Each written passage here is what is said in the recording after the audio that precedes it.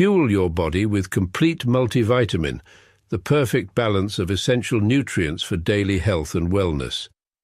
Carefully formulated from natural ingredients, our multivitamin packs vitamins A, C, D, E, plus key minerals like zinc and magnesium to support your immune system and boost energy. Just 1 tablet a day is all you need. Take it with water and feel the difference as prescribed by your healthcare provider. Stay active, stay strong, stay ready with Complete Multivitamin, your daily dose of vitality. Complete Multivitamin, simple, powerful nutrition. Go get this product at blackhotfirenetwork.com at the Sports and Nutrition store. Yes, for only $32.90. Good afternoon, good evening from my end.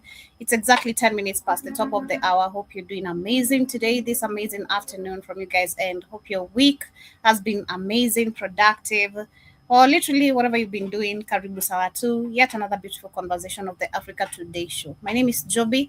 In case you're here for the first time on YouTube, on YouTube, literally we're not on BitChute, on all our YouTube channels. I'm so used to being on BitChute.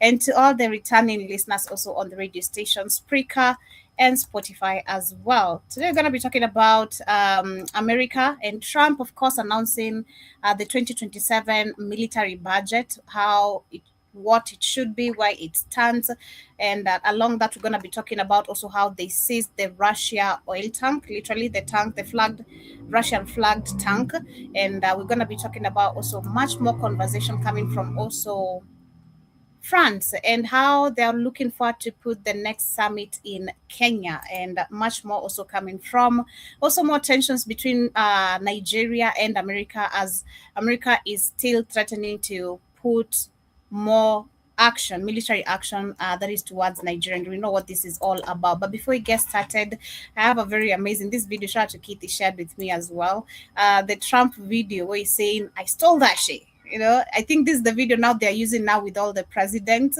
I've seen the one for Ruto being told, Mr. Kasongo, tell us how you literally won 99% of the votes. I stole that shit. So let's start with that video. It's really funny. And then we're going to share also another video also talking about a discussion that is not deeply talked about, and I'd say especially to Black people, the same similar situation I was talking about, how history is really important. But now this is where we need to understand also how everything is about race, and especially for the people in the continent. There's a video I'm going to share of a 70-year-old man who ran over a 6-year-old boy because of picking an orange on the floor. And literally more deeper being explained on that, on how everything is about race, how they've set up this system is about race, and let nobody lie to you otherwise. Yeah, exactly. That's why every time every time we get all mad because I mention her name, and makes me get all salty and stuff. She be getting all salty and shit, all upset. Yeah, it's about race every time. Sorry, you don't know. Sorry, this mess up your mind. Then as soon as Joby get off the damn camera, I know she mad because she cut my ass off. Oh, she did? Because I was like, just stop talking. I was like, I don't know. No, she chopped my head off. She cut me off. She always does that when she's at. Oh, okay. But anyway, we're gonna start with this video right here. Go with that one. Stole that shit. That's what I do, nigga. Fuck, nigga, I stole that shit. And I stole it, like, bro, but niggas don't understand. I talk facts. Vlad, I talk facts. Oh, you're right. Don't even deny it. That's cool. I do, nigga. I talk facts. What deny? What, nigga? Give me that, nigga. I don't know what to do. I told that girl. You know when a nigga got a girl, her she's shit fat, juicy. Bro, you don't know what to do with that. Give me that. Let again, Joey. You don't know what to do with that. Give me that. You know, you dude got a girl. She all fat and juicy. I tell you, hey, nigga, you don't do that. Give me that. What I do, nigga? Fuck, nigga, I stole that shit. And I stole it, like, bro, but niggas don't understand. I talk facts. Vlad, I talk facts. Oh, you're right. Don't even deny it. That's cool. I do, nigga. I talk facts. What deny? What, nigga? Give me that, nigga. I don't know what to do with that. Okay. You know when a nigga got a girl, her shit fat, Bro, you don't know what to do with that. Give me that. Bro, you don't know what to do with that. Give me that. And the caption is how Trump literally attacked Venezuela. Literally. Right.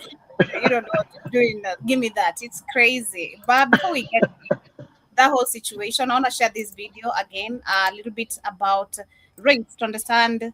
This is a very important conversation because, again, yes, everything is about race. But sadly, like I said, in Africa, we're not taught that. We're taught these people are our heroes. And this is why you see the disrespect of seniors. I've just seen some people reacting to the video that was sharing earlier today of the transgender being washed by the Maasai people. And their question, are we witnessing colonization in 2026?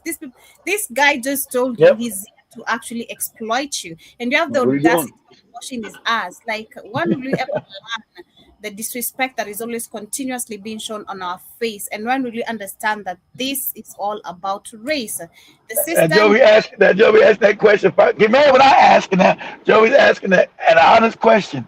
When are we gonna learn not to be disrespected? Like even Joey is about respect and dignity. African people. Go ahead, Joey. Exactly. Trigger warning. This is about race because everything is about race. Yep. Mm-hmm. A 70-year-old white farmer. I am emphasizing on the age and the race because it's going to show you, give you an understanding, a deeper understanding of the mindset, the mentality of this person, of this particular individual. A 70-year-old white farmer ran over the legs of a 6-year-old boy because the boy picked up an orange from the ground. Ran his legs over. What? 70 years old, drove head on into a 6-year-old boy because he said that the boy was stealing his oranges. Witnesses actually. Now, remember, this is the same situation happened in South Africa some time back. Remember, where is this America or South Africa that's happening? This is in South Africa again. This is just a week ago. I figured that, but they those are they white people. They love them. They kiss their ass. They love them. What am I to do? State that the boy wasn't stealing. He had simply picked up an orange that had already fell on the floor. It was already on the floor. However, that didn't matter to Mr. Stoneman as he drove head on into a 6-year-old boy, breaking both of his legs. And his mother, unfortunately, could do nothing but just helplessly watch. When investigated, right, and by police, Stoneman stated that he would do it again. He said, I would do it again. 6 years old. And sadly enough, I can't be because these South Africans, all white people, we love them. Shit crazy. Why am I supposed to get mad about it, man? We're not going to disagree, but again, the main conversation is everything is about race. Of course, we need them to understand that. We need them to understand. We need the African to understand that, Joey. Go ahead. The same thing goes back to the same conversations we've been having about the Somalians and the rest of the people who you guys are saying they come there and they want to be.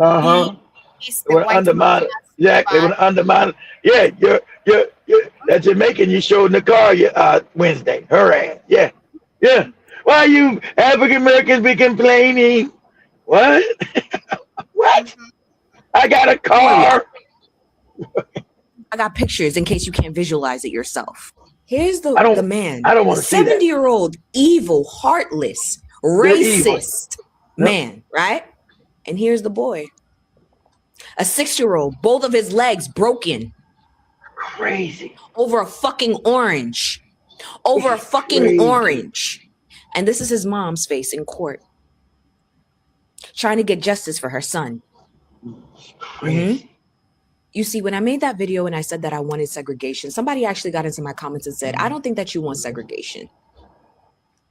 After I just revealed this information to you, why the fuck wouldn't I? Why the fuck wouldn't I? Do you think it would have happened if it was a black farmer? No. You think that a black farmer was going to drive head first into a 6-year-old? Because let's say, for example, for me, even in the village, if I go to the village and I'm passing by a neighbor's home, I can pick literally any mango or anything that's not on the tree. It doesn't make a difference. Anyway, ain't no African go run on an African child, Joby. They're on a planet. Mm-hmm. Regardless of their race, a 6-year-old child over a fucking orange. And do you think that there would be anything where people are actually trying to fight for fucking justice in a circumstance like this? He literally said, the person who, the 7-year-old racist, literally said, I would do it again. I would do it again. I would drive. But the Jamaican would say, why are you complaining? Why are you complaining about that? I got a car. Look at me. I got a car. Why are you complaining about injustice? Why? Why? He wondered why we get rid of you bootlicks. That's why. Go ahead, Joe. 6-year-old. Because they picked up an orange. Please segregate me.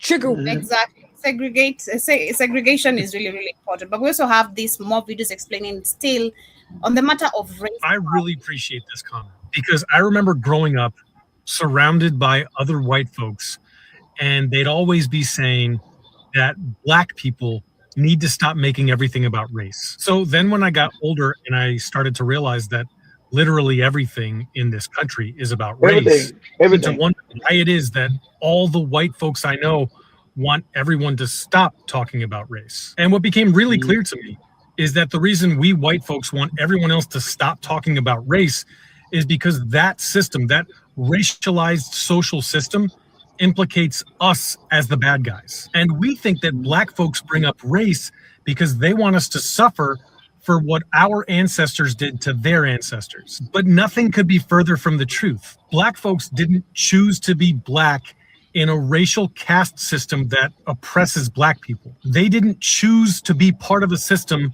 that oppresses them. So while we want everyone to stop talking about race because we don't want to be the bad guys, Black folks don't have a choice. You're the bad guys. Savannah, why do you make everything about race? Like, why are you always talking about race? Like, not everything is about race. Everything is about race!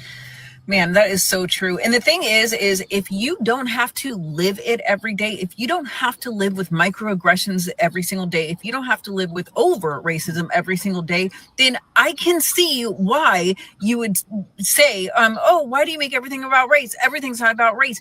Just because you are not racist, just because somebody in your family is not racist, it does not mean that America is not racist. We're talking about institutionalized racism. Exactly. The truth of the matter is actually this hurts most of the Africans. So that's also something else. It kind of hurts them that we're not supposed to be blending with the white people. I've seen that personally. I mean, a good example is when you see the young Black girls dating a white man. How they act. It's like, hey, you ain't shit.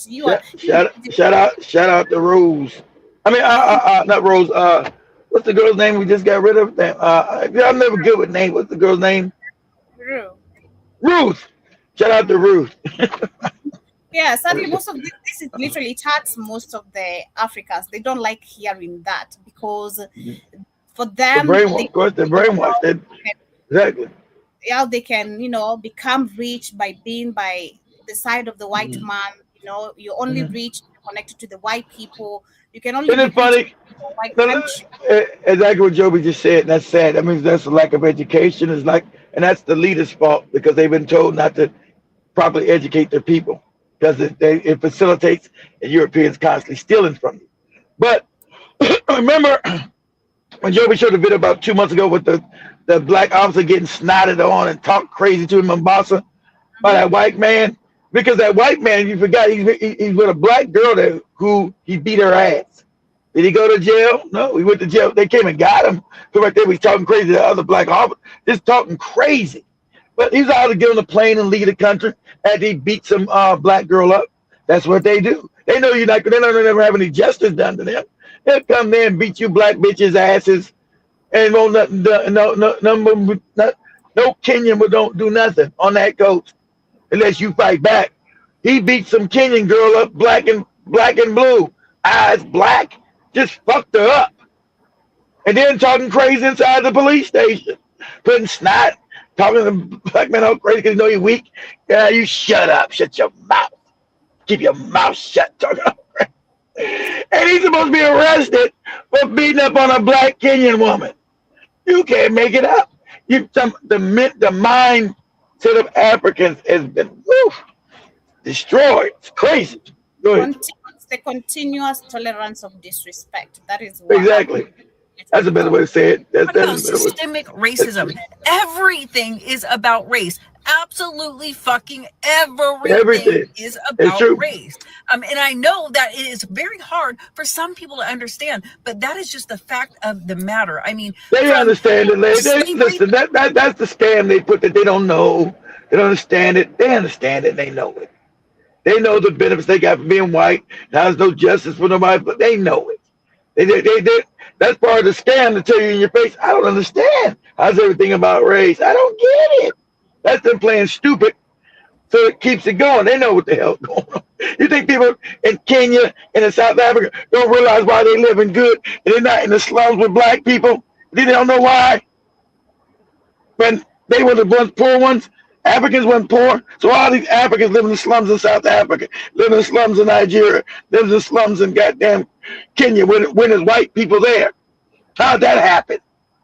You think they don't know? They know. Like when Ayrton had that white lady at the studio, she looked all crazy because I said they were poor, they were impoverished, and they were living off the black of black people. Look at all, she was all uncomfortable, looking all crazy because they know that's a fact. Look at all crazy. Ooh, to Jim Crow to now, everything has always been about race. Let me give you a quick story because I hate how people think that we are so far removed from historical racism and slavery and all that, that there's no effects of it today. So in the 70s is when my family moved to Washington State, right? My mom is white passing. My mom is white passing, and my dad is obviously black. So you're a light-skinned a light-skinned black woman who could pass as white. She could, which white people hate. They light-skinned black people, listen, you know, that can pass as white because they'll say shit that they don't want to say in front of black people to you, thinking that you're white. Go ahead, Joe. Going to purchase a home in Washington State. Now, redlining. This really aligns with all of the redlining that went on like through the Jim Crow era. But they were going to purchase a home in Washington State. They had a real estate agent. They found the home that they wanted, and everything was going fine until one day the real estate agent called them up and said, "Hey, you lost the house. The sellers are not going to be selling to you anymore." And the reason why that happened is because a neighbor of the home that my parents were going to buy, they called their neighbor, the homeowner, and told them that a black family is going to be moving in. And so that is why they retracted their home purchase from my parents. From that moment on, my mom had to go alone to get to get a house. Had to go alone. I said, my mom white passing. And remember, pause. And remember, even when you sell your home, they say take all your black pictures down and put white people up on the walls. Remember, Joey showed that like a year ago. They take all your black pictures down and put white people up on the home, because no one's gonna buy the home. I remember that. Yeah. So you gotta take down all the black people pictures and put fake white people as if they were living there, so somebody buy the home, Joby. Without my dad, without her own brown children, because all of my siblings look like me, and so she couldn't go with her children, she couldn't go with her husband to go get a house, and that is how they were able to get a house.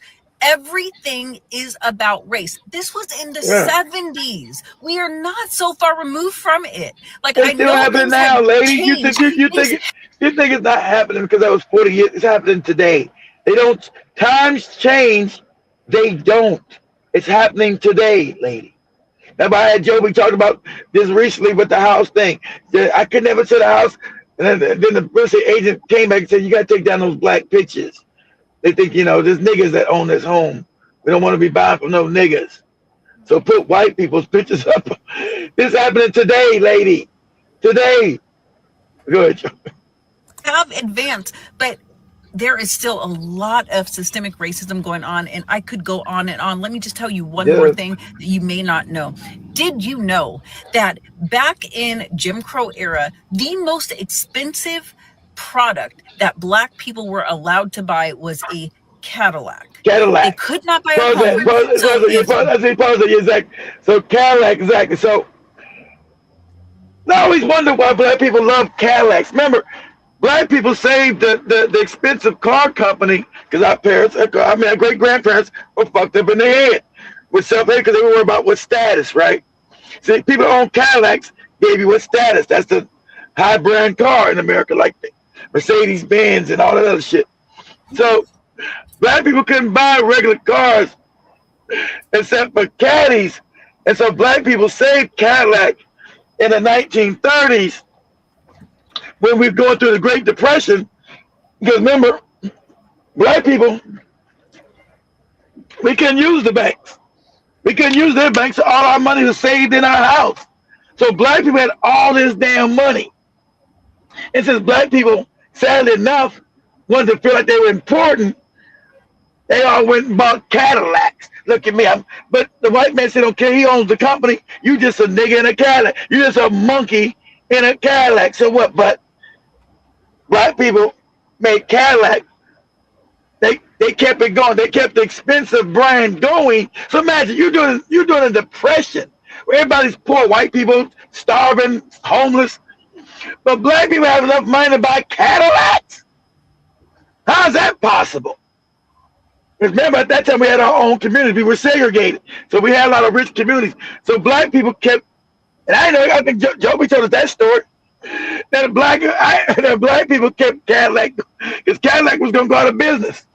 But Black people kept the brand Cadillac alive, that expensive brand.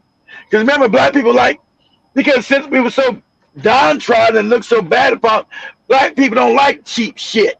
They like brand name stuff to prove them, as if somebody's brand proved that they were important. That's how psychologically fucked up we were. That we got to have the brand. It's got to have the brand name so we can show that we got worth. So putting the brand gave us worth. That's how fucked up we were in the head. But go ahead, Joby. Black people were to say that, we've made it a show to say that Black people have made it, and by way of monetary value, they would be in a Cadillac.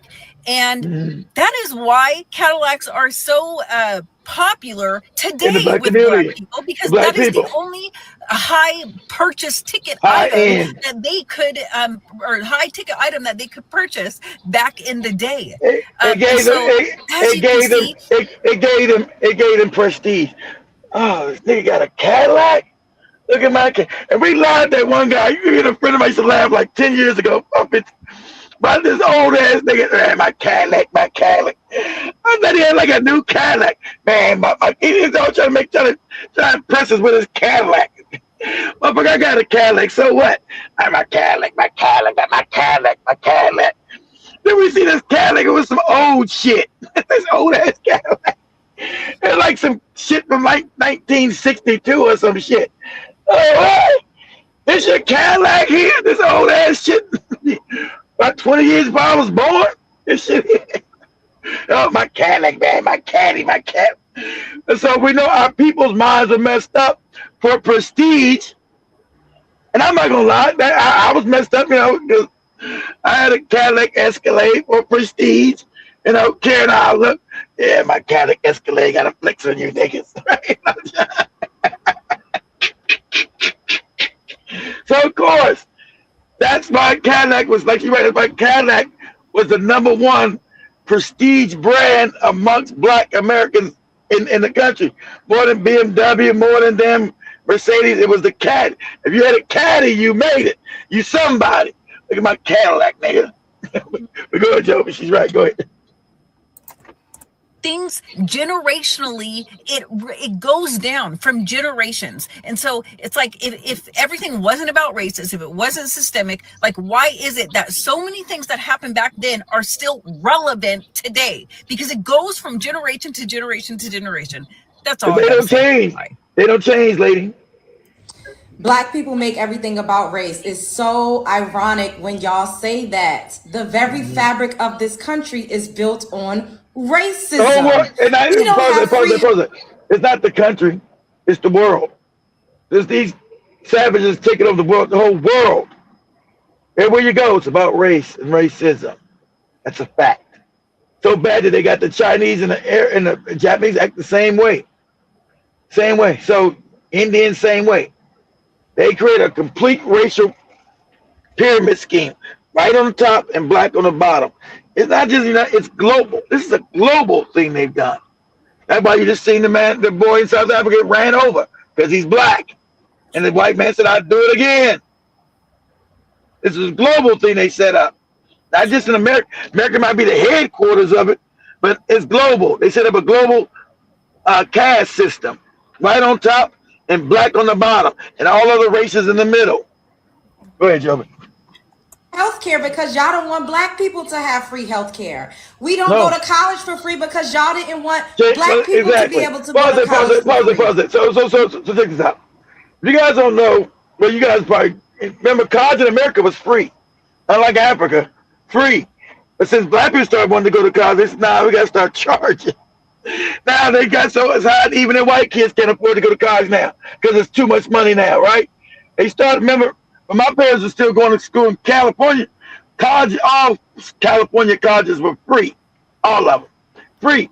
You just had to be able to pass the classes for free. So, and then healthcare, we don't got free healthcare. Why? Because they didn't want black people to get it. These are facts. They said, well, if we give healthcare for free, black people get it. We want them. This is their mindset. This is real. They're a psychopath. You say, well, if we don't allow it, black people will die out because they won't have healthcare. They'll just die, and that'll be the black solution. And you can look this up. These are facts. We don't want to give it out to the nation because we don't want black people to have it because we want them to die. We want since they won't have health care, that means they'll die. They'll die out. And you can find that online. That's a fact. That's what the Congress, that's what the nation said. So the reason why Americans don't got to get health care like the other white countries do, because the black people here. And you got the girl you got the Jamaican girl. Start complaining, black people. I got a car. You don't know. Go ahead, Joby. We have high interest rates on certain types of loans because of racism. We're not excelling as a nation as much as we could because y'all don't want black people to do better than y'all. Y'all burned down our communities because of racism. Y'all flooded black communities because of racism. We did not create a system of racism. Your forefathers did. We don't make everything about race. Y'all created a system of racism. Exactly. And y'all still benefit from it and to this day. So miss me with that black people make everything about race. No, we don't. Y'all do. Y'all created it. Take it up with your fucking Meemaw and your peepaw. Spread love is the Brooklyn way. I'm tired of y'all. Y'all trying to destiny swap and role reverse and play the Prussian Olympics.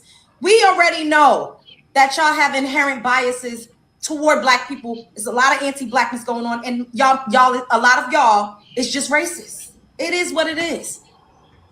Yeah, so looking at that, and now I have another video on a share, still talking about race, where we have the black-only town where white people actually were not allowed to come. So you're going back to history, literally this, and looking at, again, how black people understood this back then and today, because I feel like most of the people still don't have that information, not in... They won't, but they won't let you make it black-owned town.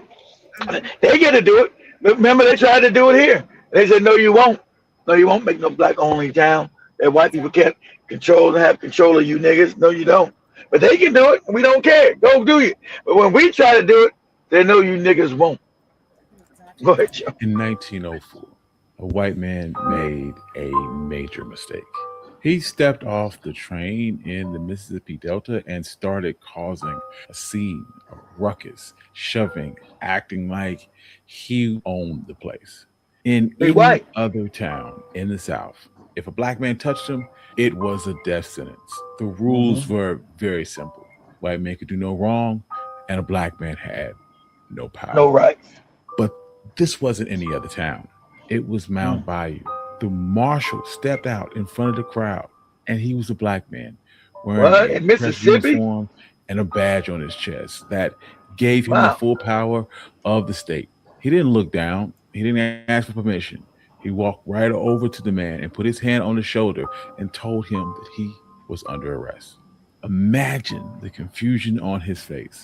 Yeah, He was 19, looking around for a white officer to 1905? Is that give 19, him. early 100 years ago in Mississippi?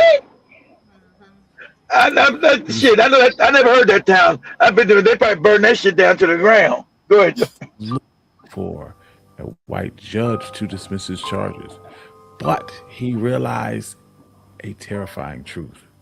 None Oh, of black that was town. coming. The mayor was black, the judge was black, and the cops were black. For the first time in his life, the color of his skin was not a get out of jail free card. And this is the story of Mound Bayou. This is One Mic Black.com. But without further ado, let's get started. Never heard of this town. I bet it don't exist today. Tell you that. It's called the Black Sundown Town. This wasn't a fantasy. It wasn't a movie.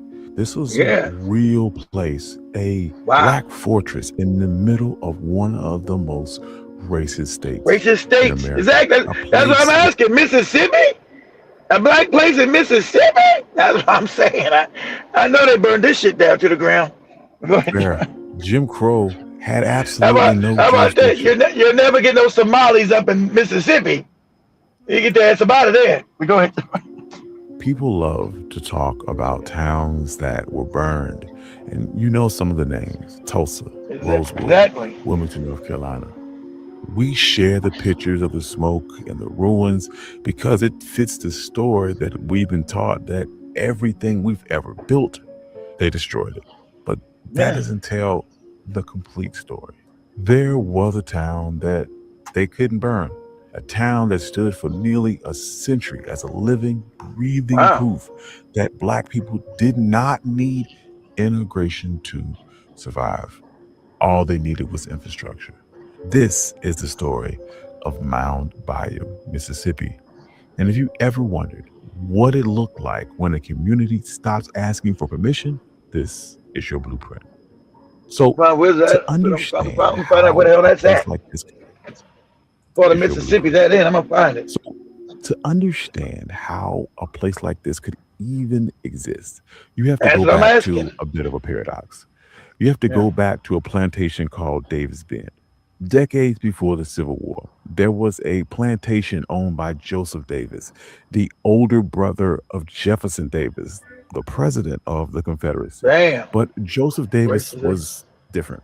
He was a utopian socialist. He believed that if you gave enslaved people enough autonomy, they could produce more. So he set up a system that looked less like a labor camp and more like a twisted experiment on self-government. Voluntary It's slavery.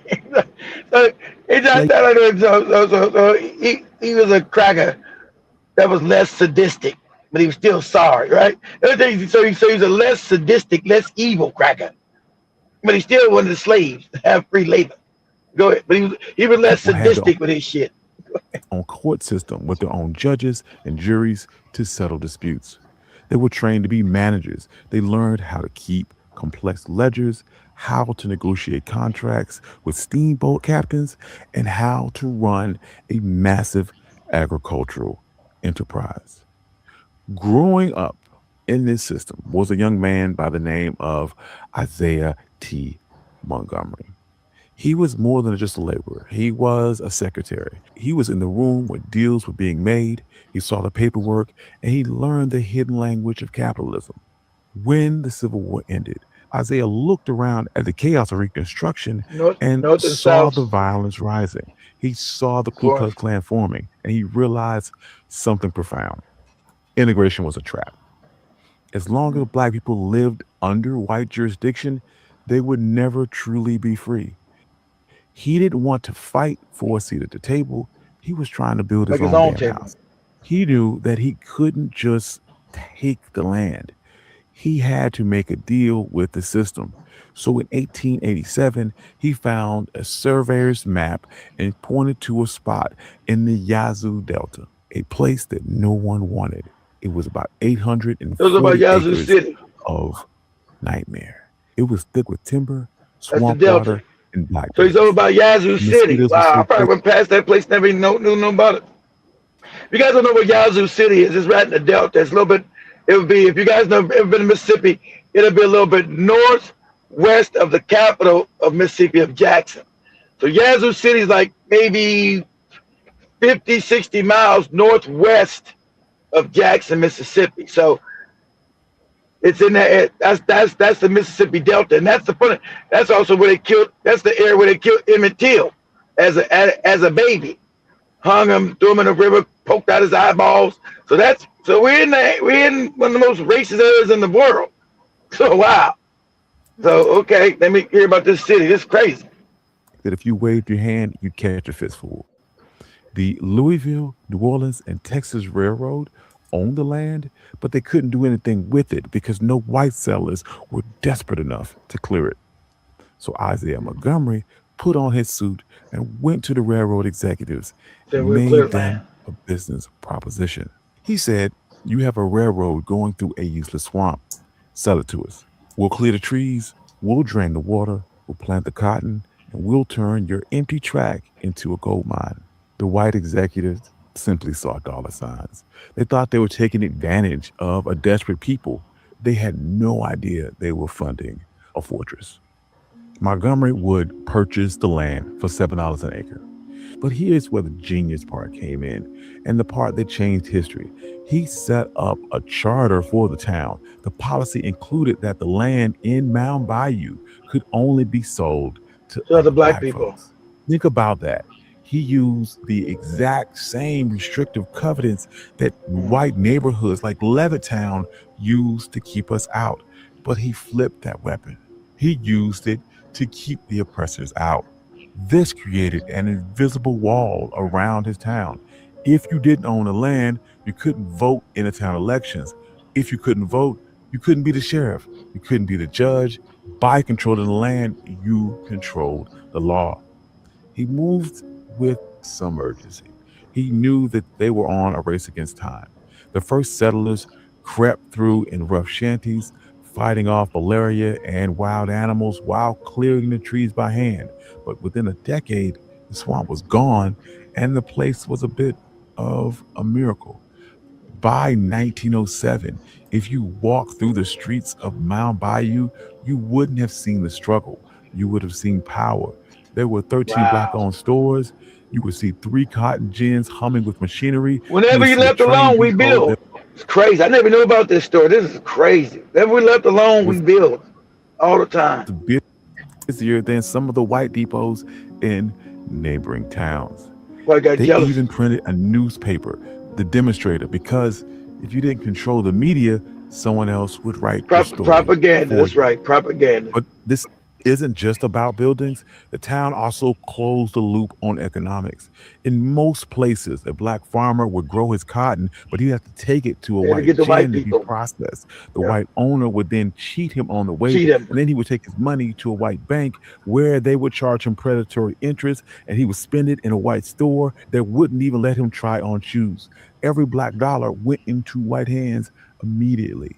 But Mound Bayou changed that. The cornerstone of this strategy was the Bank of Mound Bayou, founded in 1904 by Charles Banks. They called him the Wizard of Finance. He understood that freedom wasn't real unless you could fund it. When he opened the bank, it wasn't just a place to store cash. Farmers from all over the Delta, even outside of the town, started to bring their money to Charles Banks because when he walked to the lobby, they were treated like human beings. They could get a loan to buy seed or equipment without signing away their dignity. And that money stayed within the town. The bank lent that money to the grocer hired a carpenter, the carpenter played the doctor. Money circulated in the same time. 5, 6, 7 times. So it makes you wealthy. It left the community. Exactly. Makes you wealthy. The greatest test of this infrastructure wasn't just banking, it was survival. During the 1940s, if you were black and you got sick in the Mississippi Delta, you were in trouble. White Go to hospitals would hospital. not take you, or you were thrown in the basement ward with no heat and no nurses. You could die from a simple infection because you were on the wrong side of the color line. The color line. So That's Mount right. Bayou Black. decided to build a healthcare system. They didn't ask the government for a grant. They went to fraternal orders. We often forget groups like the Knights and Daughters of Tabor. These were secret societies, benevolent orders where the members paid small monthly dues, mostly nickels and dimes. It was the original crowdfunding. They pulled together these nickels and dimes into a massive war chest and built the Taborian Hospital in 1942. This place was state-of-the-art for the time. It had x-ray machines, incubators for premature babies, sterile operating theaters that rivaled anything in Memphis or Chicago. They hired black surgeons and paid them top dollar, and they had black nurses in crisp white uniforms. For a sharecropper who spent his whole life being called boy, walking into a Boy or black nigga. hospital had to be a life-changing experience. The man running this hospital was Dr. T.R.M. Howard. He knew that you couldn't just have a healthy body in a sick society. You had to fix the politics too. So he turned Mount Bayou into a headquarters for the civil rights movement in the Delta. He launched Regional Council of Negro Leadership. Every year, they would hold massive rallies in a field just outside of town. Sometimes up to 10,000 people would attend. Dr. Howard would get on stage and give them practical instructions on how to use their economic power. And this is where slogans like "Don't buy gas where you can't use the restroom" would come from. This was years before the Montgomery bus boycott, and he was teaching people that their wallet was a weapon. And if a gas station wouldn't let you use the restroom, you keep your money in your pocket and keep driving. See, when you start messing with the money, the system begins to fight back. In 1954, the Supreme Court ruled on Brown versus Board of Education, and the white power structure in Mississippi panicked. They formed the White Citizens Council. These were bankers, politicians, merchants. They were called the middle class Ku Klux Klan. And they decided to use financial warfare to attempt to crush the movement. They initiated something called a credit freeze. They made a list of every activist, every member in NAACP, every person who dared to speak up. And they called banks and they said to call in your loans. Suddenly, black business owners had 24 hours to pay off debts they thought they had years to pay. Farmers went to buy seed and were told their credit was no good. Sharecroppers were kicked off their land. They tried to starve the movement into submission. And this is where the infrastructure of Mount Bayou saved the day, because Dr. Howard and his lenders didn't have to beg for mercy. They could look at the math and they organized what they called an anti-freeze fund. They reached out to the Tri-State Bank of Memphis and other black-owned institutions, and they moved massive amount of capital into the Delta. When a white bank called in a loan on a black activist, Dr. Howard could step in and say, "We will take on that debt." They would pay off the white bank and refinance the loan for the black institution. I understand, Paul. See, we know this history. I heard you guys saying that. See, we know this history. That's why they had to integrate us. See, separately we're too powerful. So they got to destroy all this. So they're going to put you, because a lot of our minds are messed up. You're going to remember that when they integrated us, they destroyed all these businesses. Because you want to go be with white folks, because your mind is fucked. Like every black, you want to go be, I'm going to be close to white people who hate your ass. And so they destroyed all your businesses. So they had to destroy this unity. You see how unified we were back then? This doesn't exist nowhere in black America today. Does not exist.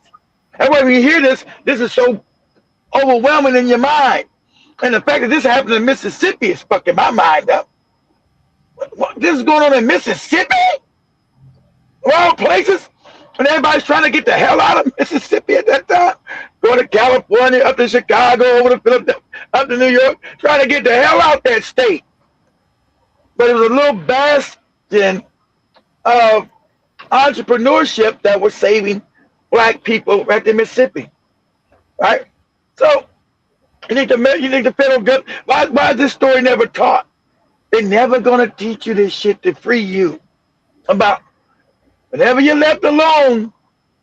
Black people globally, you always succeed. Always. As long as you unite, get rid of your stupid tribal beefs. That's something good for us. We didn't have no tribal shit. So we were already united. But they had to destroy that. Whenever you're united as a people, you always rise. That's your nature. And that's the nature of black people. That's your nature. Right? So they had to destroy, because I always talk about how they knew this was happening. They knew you'd be more well educated than them. These are their stories, not mine. That they had to get you integrated. Everybody tell you everybody's dumbed down now. Everybody's stupid. Because back then, in those classrooms, those black women were teaching those children. I mean, education was high as hell. Okay? You understand? To fight these people, we had to have well-educated people. To fight these savages, we must be mentally able to understand what's going on, what's happening to us. So they had to stop that. So you know this is already a test that they are. Remember, they study everything about us. So you know the federal government was looking at this shit, and the cats with those hats. So, gonna have to break all this bullshit up. Go ahead, Joby. This kept mortgages current, and this kept black trucks moving. But these type of efforts don't make headlines. It wasn't a march. It was a wire transfer. That wire transfer saved the movement. It bought them time. And in a long war, time can be the most expensive commodity. Right. This black fortress protected people in ways that went beyond money. When Emmett Till was murdered, he told you Emmett Till. I told you that's the same area. I didn't know this. I told you because I know the area. I know this country. I've been all over this country. So I tell you, I know where places are. I know where shit's at. I never heard about it, but I told you that's the same. That's what I just told you. I said that's around the same area of Emmett Till. Because I know, the geography of this country. I said, okay, that'd be there. They said that time. Okay. That's around when they killed Emmett Till. That's in that area. And that town was able to exist? Wow, this is amazing to me. But go ahead, Joe. Trial was a dangerous farce. Black reporters and witnesses were threatened with death if they testified. Where did they go? They went to Mount Bayou. Dr. Howard turned his home into a command center. He set up an armed guard. He had a safe house. Mamie Till Mobley, Emmett Till's mother, even stayed there. They would drive them to the courthouse every morning to face that horror, and then drive back to Mount Bayou at night to sleep in the only place where the sheriff couldn't let the lynch mob in. And this brings us back to the image of that sheriff on the train platform that we began with. Now, what you need to understand is that what happened in Mount Bayou wasn't magic. It wasn't a utopia where everyone got along perfectly. It was a real place with real issues, but it was a proof of concept. It proved that poverty and chaos that we saw in other places wasn't natural. It was engineered. And when you remove the artificial weight of white supremacy, when you allow black people to own land and control the bank and police their own streets, we didn't just survive, we thrived. We built hospitals, banks with surplus capital. We built towns that were safe, clean, and more prosperous than... That's what I said, you always thrive. ...to destroy it. Yep. Exactly. But on this other end, we have people who don't like driving, literally. But before we get into that, I want to go through the comments very quick. We're going to be talking about Trump, who said America's 2027 military budget should be $1.5 trillion and not $1 trillion. He said he was about to get rid of. See how crazy is it? They're about to reduce it, but that's going to be even 1.5. He's talking about $1 trillion and 500 billion. You out of your mind? They can't build shit here. See, that's a gift. That's why he's a puppet. That's a gift to his goddamn people that put him in power. Who owns these goddamn see, they can't manufacture nothing but death. They can't manufacture shit but death now. They can manufacture a toaster, an ironing board, some jeans, but they can manufacture death and give all the money to them. Because that's what he said, oh, I'm going to cut the budget. Now he's doubling it and even making it even absolutely crazy. So this is great because most of that money, remember, is just stolen. Because the equipment is no better. That's just giveaways to the people that own these these defense companies that overcharge the government already. So all you're getting is garbage, but they're getting so they're getting billions of dollars for garbage. It's a giveaway to those people. Go ahead, Jobin. Yeah, but Karibu Sana Jabasha to 10 speed, Jason. Ricky Snow, I see you as well, says, I forgot to tell you on Monday, Zoe gave money to real nagas, but he never gave you nothing. When your internet your internet went down, Zoe keep show going until you came back. Okay. Basha Ricky shout to 10 speed again. Jabba says if you are black landlord, get a mighty farm to handle it. When you go to check things, be the handyman. Less problems. I think he has explained that a couple of times. And I also see Jason says some of my aunties and uncles had them big old heavy Cadillacs cars, and yeah. But see, they had them when they were still new back in the 50s and 60s, of course. But that was the big deal, man. Mine did too. That was a show of black people. That was a show of status. I got a caddy. I done made it, Joby. Got my caddy. Put this up, Joe, real quick. Put up a picture real quick. Put up a picture. This is the last Cadillac I bought. What does it say? Say 2016? Yeah, say this is the last, I ain't gonna lie, this is the last Cadillac I bought. Say 2017 Cadillac Escalade. That's the last one I bought. I can buy no more. Say images of a 2017 Cadillac Escalade.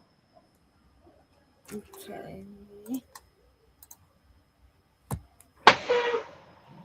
Like, so I was still, I was conscious. Cadillac still had me by a hold. So that's the last Cadillac I bought. About 8-9 years ago. There you go. That's the last caddy I bought right there. So Cadillac still had a hold on me, damn it. And I ain't gonna lie, I love them motherfuckers too. If you come to Africa, that's what you're gonna get. So I know, you shut up. Stop trying to throw me on the bus. Majama says they still are the Jordans, the Gucci, red bottoms. And also see Vicky says, I have $80,000 black Cadillac. That is the 2020 version and paid off 3 years ago. Wow, look at this man. Ricky, stop trying to flex on people, you no good bastard.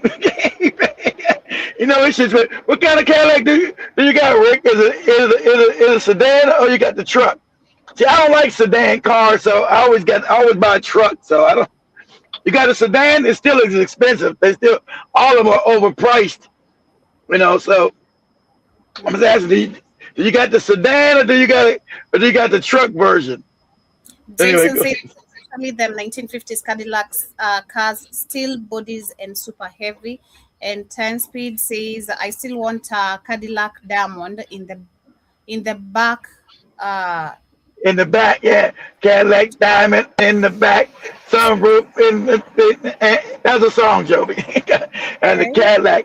Yeah, you're being fresh. You said you got a Cadillac Diamond in the back. It's Cadillac's like, it's got like a diamond symbol. Cadillac Diamond in the back. All right. Jason says Fox nowadays make classic Cadillac cars into low riders. Low riders. Yeah, the ones we showed you Wednesday, Joe, with the hydraulic, and make them into low rider cars. Oh, okay. And they restored them into hundreds of classic Cadillac cars. They look nice. They're expensive as hell too. If you can get a classic Cadillac, expensive as shit. Mm-hmm. And Jiba says in West Pennsylvania that these small towns have a street on the edge or on a hill that us black could build on, and then cut out a little segregated village. Today, it's HOAs, homeowners associations. And remember, they created the homeowners association. There's another racist that they created. The homeowners association was created to keep black people out of certain neighborhoods. Even that's racist. And that's why, and white people can't stand that. The homeowners association was created also because of racism. Everything they do is about racism. It's crazy. But go ahead, Joey. Jiba says they act like every slave was an idiot, and also says Ashatwan Sankinon Karibu Sana says last caddy I bought was a 1981 Coup Deville in 1990, if I'm pronouncing that correctly.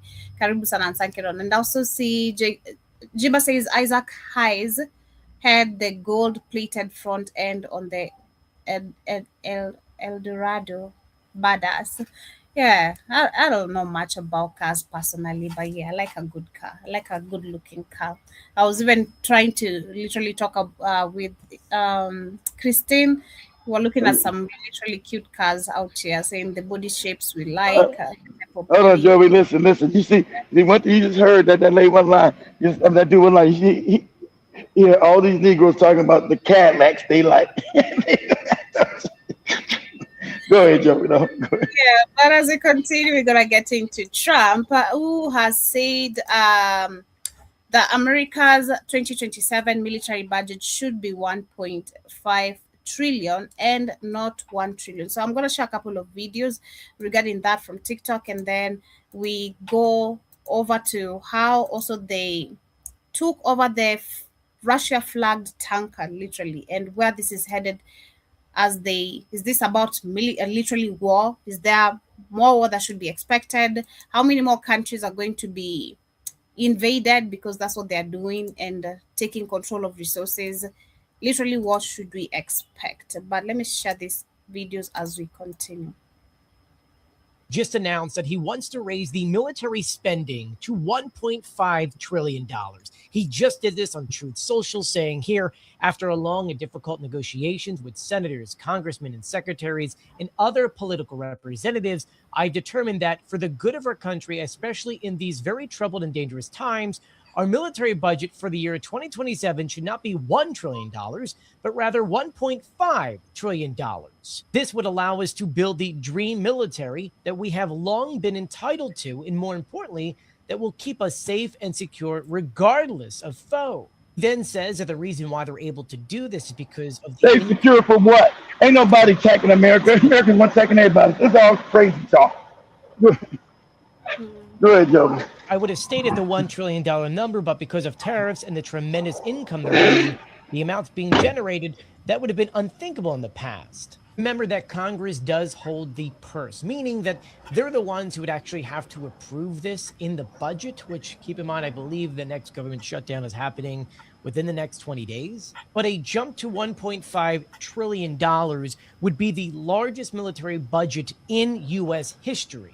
I need to comment on the last part here, talking about how they're able to hit the $1.5 trillion number while at the same time producing a great military, having the ability to at the same time pay down national debt and give a substantial dividend to modern income patriots within the country. I'm always happy to fund our military because we do need to have a military. It's very unlikely to be able to do all of this. Remember that yes, tariffs, we pay the tariffs. Okay, the prices go up, we pay the tariffs. That's not a constant number. That will be changing from time to time. In order to pay down a national debt, you need to have like a massive surplus. But if you're also then spending that surplus on military and dividends, then there is no surplus and you can't pay down the debt. And let's remember that, like, once again, these tariffs are not something that's a constant number. It's going to change. Bottom line is there is no credible economic model in which you can do all four things at the same time.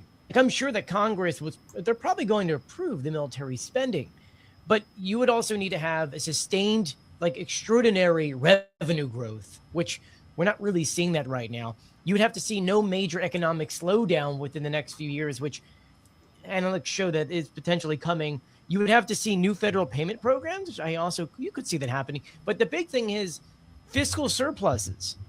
You can't have that if you're doing massive spending. Bottom line is that Trump can propose this and he can promote it and be optimistic about it, but it's extremely unlikely that all of these could be happening at the same time. Let me know your thoughts in the comment section below. Trump. So disruption has come to defense. That's your headline here. It's a carrot and stick approach from the president as shares of prime contractors like Lockheed Martin, General Dynamics, Northrop Grumman, HII, the company formerly known as Huntington Ingalls Industries, L3 Harris, even Boeing, they're all soaring to new highs today. Here's the carrot, and here's why they're moving higher. Trump proposing a $1.5 trillion defense budget for 2027. This would be a 50% increase year over year. If that were to materialize, we may need reconciliation to do it. And assuming fiscal, we got homeless people in the streets. Nobody can afford rent or groceries. But he's talking about increasing the damn budget another $500 billion. Where we got infrastructure tore up. We can't pay nobody. Can't nobody afford groceries. Can't nobody afford to live nowhere. You see how ridiculously stupid this sounds? People can't afford to go to the hospital. We're talking about giving $500 billion more on top of the trillion that they get to the military. It doesn't make any sense. It's absolutely crazy talk. Go ahead, Joby. At $1 trillion, because remember, we haven't actually gotten that done yet. Couple that with growth internationally, a push to sell more U.S. weapons to allies. All of this means more orders for the companies. But industry needs to actually meet the demand and more quickly. It's been an issue for years. This is the stick. An anticipated executive order that was signed by the president last night. It ties the defense contractors' abilities to buy back stock, pay dividends, even compensate executives to contract performance. We're still light on some of the details, but the EO tasks the defense secretary with identifying companies that underperform on certain metrics, fail to invest enough capital and production capacity, are too slow with those weapons deliveries. There will be an engagement period, actions accordingly. New contracts will have language tied to all of this as well. The question now, who might be in the crosshairs? It would seem already, possibly, RTX. Why do we think that? Very blunt social media post from Trump calling RTX out last night saying, quote, either Raytheon steps up and starts investing in more upfront investment like plants and equipment, or they will no longer be doing business with the Department of War. No comment from RTX, but the post is notable because it comes a day after a framework agreement for Lockheed Martin to invest its own capital to triple PAC-3 interceptor production. More deals, by the way, like that one with Lockheed are apparently in the works. That's according to Undersecretary Mike Duffy, who told me that on Tuesday. So this is a whole scenario to watch here, Sarah. Longer term, maybe very bullish for the defense contractors, but it's going to mean some very different contracting and very different incentives. So disruption has come to... While everyone was distracted yesterday, President Trump posted this. He said, after long and difficult negotiations, I have determined that for the good of our country, especially in these very troubled and dangerous times, our military budget for the year 2027 should not be $1 trillion. That's not enough, but rather $1.5 trillion. This would allow us to build the dream military that we have all been entitled to, and more importantly, that will keep us safe and secure regardless of foe. This is why I say Republicans will never be serious about cutting spending unless they look at the military budget. Because we are $38 trillion in debt as a nation already, and this number keeps going up. Mind you, we spend more on our military than the next 9 countries combined, including China, Russia, Germany, and more. And if you just look at China, we over double what they spend on their military. This is what we bring in for a single year, and this is what we spend. We spend about $7 trillion, but we only bring in about $5. So every single year, we are $2 trillion in debt. Now President Trump wants to make that $2.5 trillion a year in debt. That doesn't even include all of the interest that we are paying on that debt. But as always, let me know your thoughts about this and make sure you're following me for more. I'm starting to think Donald Trump is serious about wanting to invade all these other countries in the Western Hemisphere, because he announced on Truth Social that he doesn't think our military spending is high enough. He thinks it should go from $1 trillion to $1.5 trillion for 2027, a 50% increase in military spending, where we spend more on our military than any other country, than most other countries combined. That is not enough for him. Donald, in 2025, you bombed 7 countries, 7 different countries, which I believe was a record for a United States president. Not a good one to hold. And you think that tariffs are the reason we're going to be able to afford spending so much more on the military. But tariffs was supposed to be paid by dividends back to the American people, which was obviously a lie. Everyone knew it. Yeah, exactly. They don't give no money back to us. It's always so they keep their rich buddies richer. There's never no money coming back. You got people in the streets, can't afford rent, can't afford food. This is absolutely crazy. Makes no sense. Remember, they're talking about going to steal Greenland from Denmark. Now Denmark and Europe talking about going to war against us. Europe say, we damn if you're going to let the American Europeans, remember, they're savages. So now the savage fake thing is breaking apart, them being united. Is that we're going to try to go just steal Greenland for the resources. Remember, they're talking about just annex Canada and make it a 51st state, right? Then we're going to steal Canada too. Canada don't even work as a country. We just make that the 51st state, and then we go steal Greenland too, right? Now you got the Europeans saying, well, then it needs to be open war again with Denmark, England, and France going against war against the United States. But that's a joke because Europe don't got no military. Their military capability is done. Europe projected any power globally to a real power is a joke. If they can't even get enough energy to build shit over in Europe. So Europe talking about that's why they can't defeat Russia. And we can tell me they keep trying to go to Ukraine, fight Ukraine. There's no European power. England, weak ass. France, weak ass. Germany, weak ass. And the rest of Europe together, being weak, can fight no war with nobody, nowhere.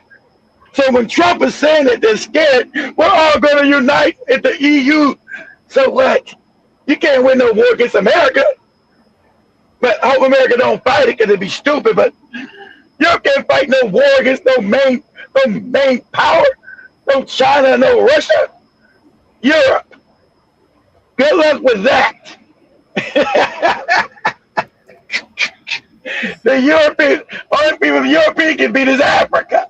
That's it. Does Africa get their shit together? They want to be Africa no more. That's it. Europe can't fight no major war against no real power. Them days is over. But go ahead, Joby. Everyone with a functioning brain knew it because, we all know that you will just lie about everything. So what's the other $500 billion for, unless you want to use that to go and try and take over all these countries that your own administration is threatening to take over? The president announced that he is hiking the Pentagon budget from $1 trillion to $1.5 trillion. Just announced that. Crazy as Why? hell. Well, it's hard to know Exactly without why. asking him. He'll explain. But big picture, obviously, that's the kind of budget that a country that anticipates On a war. global or regional war Of has course. for its military. There's no other reason to do that. That's not a peacekeeping budget. That's a war budget, a big war budget. So I think it's fair to expect, and all the signs suggest, that we're going to have a big war soon. A big war soon. I think everyone expects that to happen. Hope it doesn't happen, but obviously we're moving in that direction, toward a world war. Sorry. So how do you position yourself for that? Well, you look at a map and you ask the most basic questions. What areas do I want to control? Where are the trade routes? Who's got the resources? Exactly.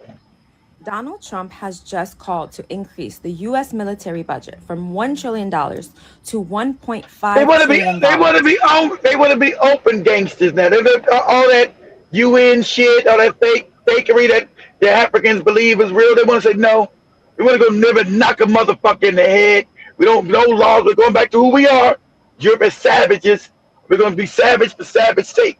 If Uganda's got to go, we'll knock his ass in the head and take it. Who's going to stop us? Kenya? Tanzania?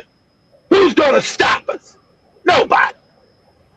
If Congo's got to go, we'll just go and take it. Who's going to stop us? Who on the world stage can stop us? Nobody. And that's what we're going to do. We're not going to talk about the UN this and this is democracy. Fuck all that bullshit. We said they got it, we want it, and we went and got it. Go ahead, Joe. This is a military budget for a country that's either at war or looking to go into a regional war, and I need you all to lock in. How did Donald Trump go from this?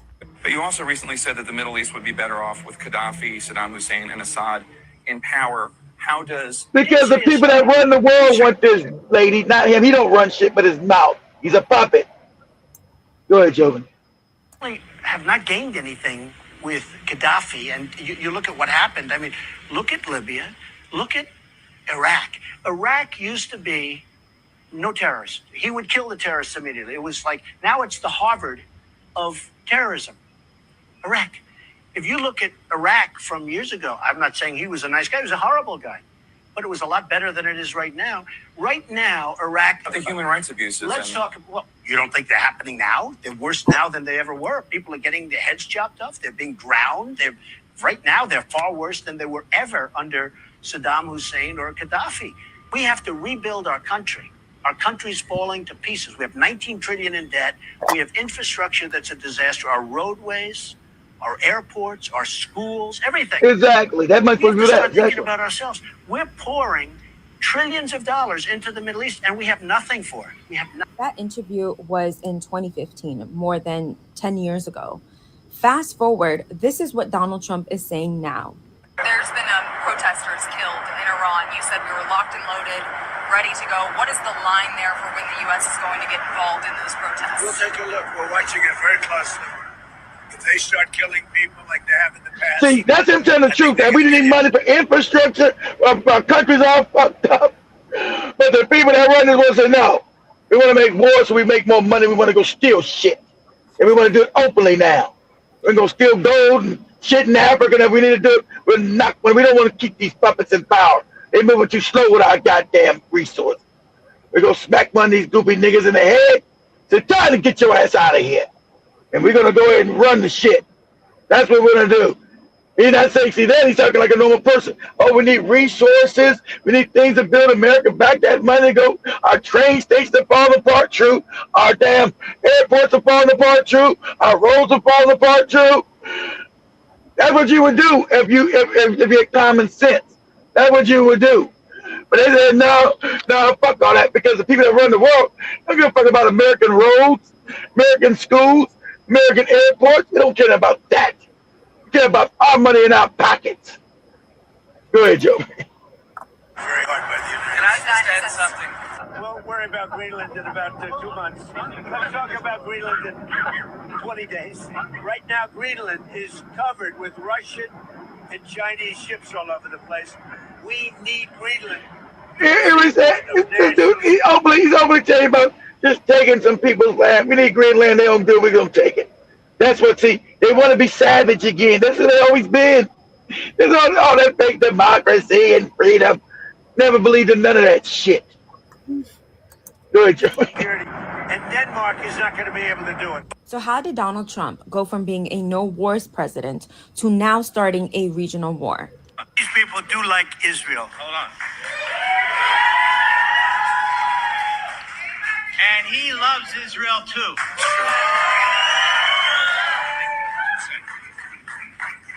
6 years ago, I was up here, and I said, this is our first Jewish president. The United States has provided Israel with assistance of over $174 billion. It says here, they have a shared strategic goal in the Middle East. Israel is starting an all-out regional war with Lebanon, Syria, Iran, and they cannot win this war without the help of the United States of America. And I need you to lock in, because this war will affect the entire world. We're just behind all this stuff. I told you it's always the cats with the fucked up hats. But yeah, I'm gonna switch to this now, where we saw, of course, America seizing the Russia flagged tanker just to catch up with the dog. Hey everybody, Josh from World Alternative Media here, and the United States government has seized more tankers, this time including a Russian tanker. And this is breaking news as I speak this morning, because this is the beginning of, again, as I've said so many times before, something big, as we see the continued push for nation building worldwide in both Venezuela, Iran, Colombia, Mexico, Honduras, Cuba, Greenland, it's just getting so crazy. One of the things I want to talk about today is this, of course, as U.S. snags another shadow tanker on top of the Russian ship. And this is called the MT Sofia. So initially this morning, we got breaking news about them boarding this ship and flagging this U.S. flagged Russian tanker. And this one is, of course, one of many that we've seen them go after recently, but this is the MV Bella. And this is obviously not just about oil. And it's why we want to delve into this deeper, as Russians are fleeing Israel, including the Russian military fleeing from the Russian embassy in Tel Aviv. What on earth is going on here?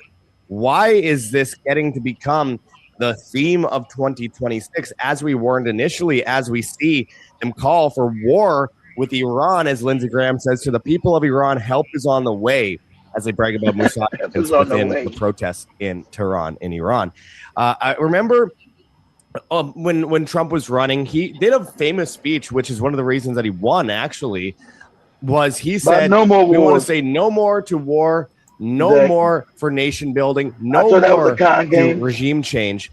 What happened to that? Because, people who were against that and cheering him on initially are now suddenly okay when he does it and saying, oh, but there's a reason there. There's a pretext. The pretext, of course, is nonsensical. It's CIA slop. And we're going to get into exactly what is going on here, because this is exactly what people were pushing against, exactly what Trump was running against Hillary Clinton for initially when it came to Russia. It was all a scam. And as we're talking about boots on the ground in Ukraine by NATO, this is really, really ridiculous. And the story goes on. Before we get into this, my friends, I urge you to check those links below. 20 Sleep helps you detox. Department of Homeland Security, in coordination with the Department of Defense, European Command, EUCOM, confirmed on X that the Department of Justice and the Department of Homeland Security, in coordination with the Department of Defense, which is Department of War now, seized the Russian flagged oil tanker Marinera, formerly Bella 1, for violating U.S. sanctions. The vessel was, and I quote, the vessel was seized in the North Atlantic pursuant to a warrant issued by a U.S. federal court after being tracked by USCGC Monroe, EUCOM said. And we see a post here with them looking at this ship. And it continued, the seizure supports POTUS proclamation that threatened the security and stability of the Western Hemisphere. Okay, says the country that's bombed 100 countries in the last 100 years. The operation was executed by DHS components with support from the Department of War, showcasing a whole of government approach to protect the homeland from Russian ships that are carrying oil. See, this is another example of how this wasn't ever just about Venezuela. They don't care about Maduro and fentanyl, even though no fentanyl is coming from Venezuela. And the United States is the MVP of drug trafficking. I mean, we have Operation Fast and Furious and the drug running and arming and funding of cartels by Eric Holder during the Obama administration. We have Iran-Contra, where they purposely ran crack via the CIA through Nicaragua into the United States and targeted families to destroy families and cause race wars and push people onto welfare. And of course, subguarding of poppy fields and sending heroin into the United States onto the market, which killed countless people. It's such a joke. And fentanyl is coming from China, developed in China, sent to Juarez, Mexico, and sent over the border by the CIA. And it's not the issue of necessarily cartels or any nation states. Well, we've gone into this a million times. We know this wasn't really about fentanyl. Whenever they talked about how, oh, this is about fentanyl, Trump would then get sidetracked and say, and we're going to have so much oil. Everybody's going to have oil, at least in the Americas. And it's just, we all know this wasn't about fentanyl. He's just like, we're going to make so much money. And on top of that, it's about the dollar hegemony system, as I've talked about so many times before, because this is directly correlated. Exactly. Putting the dollar, trying to keep the dollar propped up, because the oil and Saudi Arabia is not as stable anymore. So they're trying to steal all of Venezuela oil and have the dollar back, have that oil make this goopy dollar that's printed from nothing, because it's garbage and it's going under. That's why you can't afford nothing. That's why everything's so high, because this dollar is fake. All fake currency always collapses within 30 to 40 years. So you're on a time period But fake currency is about to collapse. So they had to steal some resources to put it under something. They didn't want to go back into Africa because there's not too many niggas waking up over there, and they might really fight. But they're going to go back into Africa, believe me. They're going to go back because they need it. But Venezuela was the easy mark right now. And they want to prop up this fake dollar. That's what's going on. Because that's why you can't afford, that's why rent is $3,000 to live in a shack. Because the money is worthless. That's why it costs you buy 5 things at the grocery store costs you $600. Then what? $600?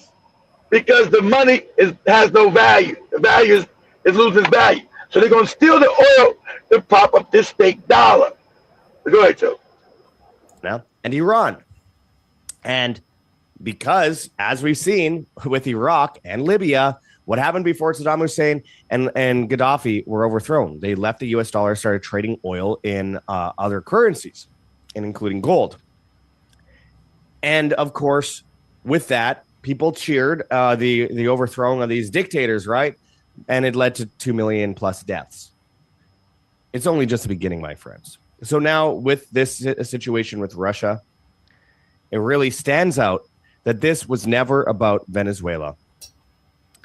We have these images of them landing on this seized, flagged Russian tanker. And now we have another shadow tanker, as they say it, in the Caribbean. The U.S. just boarded and interdicted the MT Sophia, excuse me, part of the sneaky dark fleet running oil tankers right in international waters of the Caribbean Sea. Meanwhile, the U.S. is committing proxy wars all over the world, but that's not some shadow fleet of sneaky, nefarious components of the military-industrial complex. No, these guys running oil, which China, by the way, and Russia are very much dependent on. That's bad, but their bombing campaigns are not bad. Okay, cool.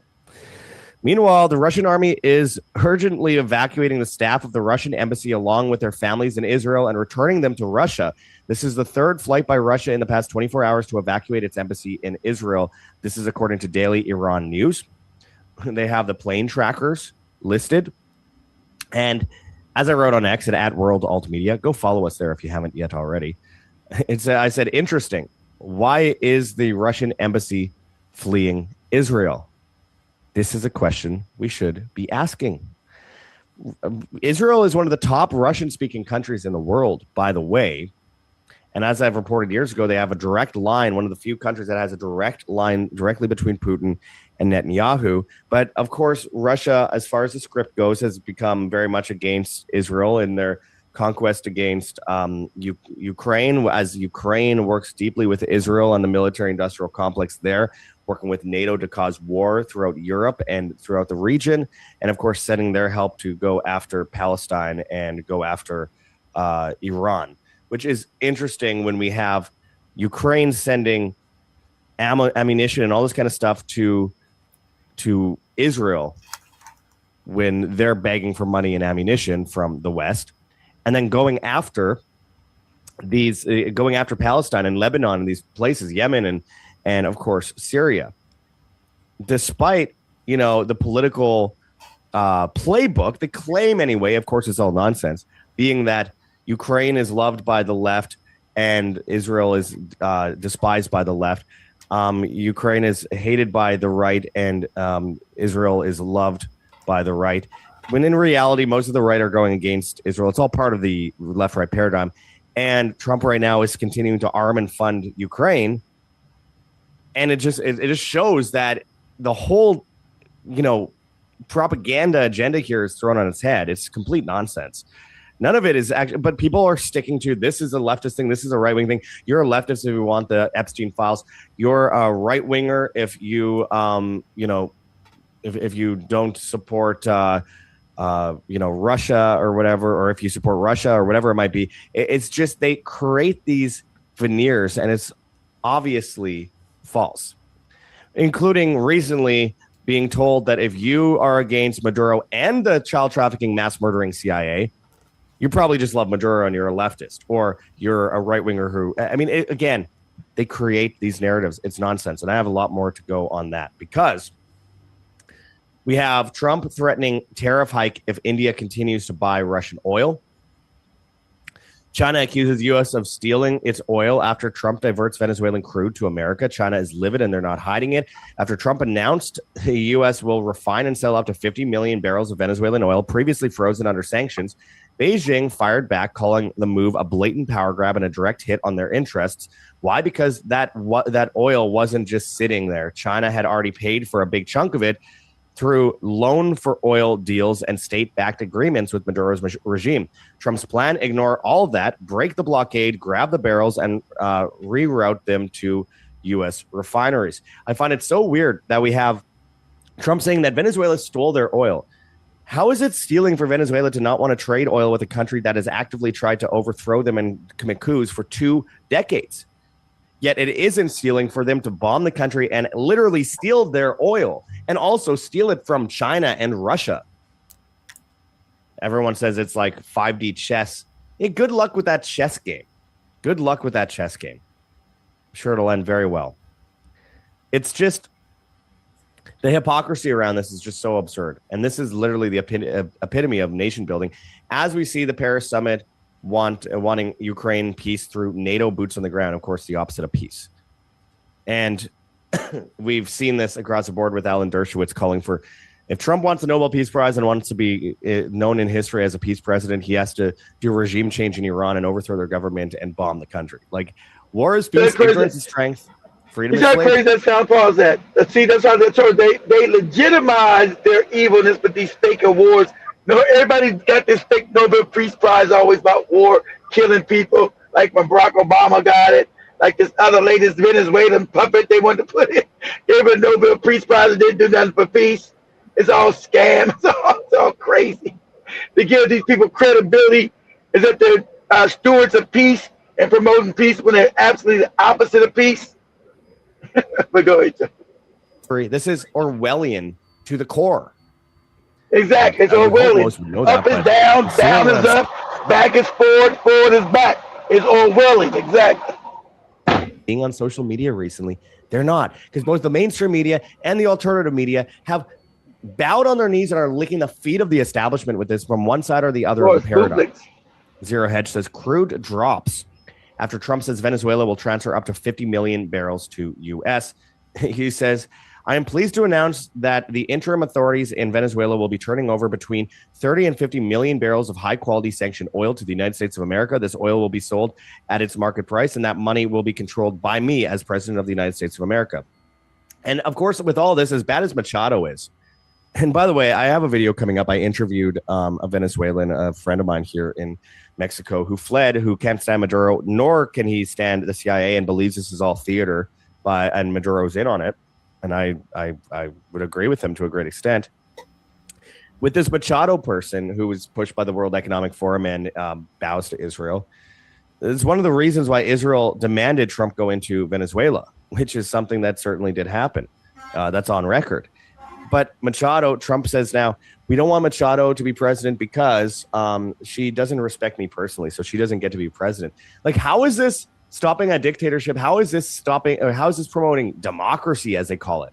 It's such a lame excuse, because that's clearly not, by definition, what is happening right now. If like, as much as I can't stand this Machado woman saying that, oh, because she doesn't personally respect Trump, she can't be president of their country, when the majority of people seem to have, in one way or another, supported her. Though they're also waving Israeli flags in her crowds. I don't know. My point is, how is that Trump's decision, while at the same time he hypocritically says that he's trying to stop the end of democracy in Venezuela, but he's like, I'll decide the elections? That's insane. And then it's all over, oh, well, Venezuela has been manipulating the U.S. elections. Give me a break. The United States government was able to shut off all the lights in Caracas. All the lights. Exactly. For their own corridors. Because they know they've already dumbed down everybody. Venezuela is able to control the elections in America. Are you out of your fucking mind? The CIA does the elections in America and around the world. Them, the Mossad, and MI6.